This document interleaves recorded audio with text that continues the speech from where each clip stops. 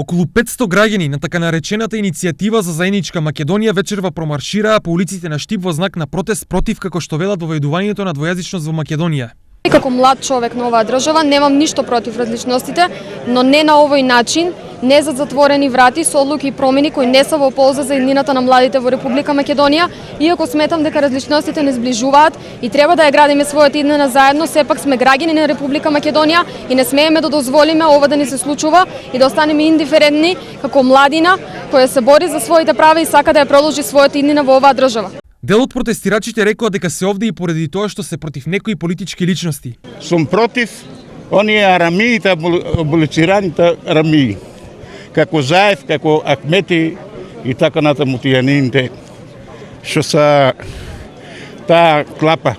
Некои од присутните повикаа и на извлекување на поука од минатото, кога идеолошките разлики доведувале до судири, па ваквата политичка состојба во земјава ги тера да стравуваат од сличен развој на настаните. Кај нас граѓанската војна, јас сум село Пожарско, Воденско.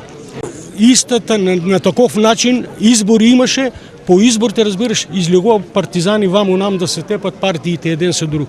Та и нашата работа, ово што не оде вака, на некој може му се чине шала, али ово е многу озбилна работа, што може да биде тотално разнебитена нашата Македонија. Едно парче го имаме и то да го однемаме.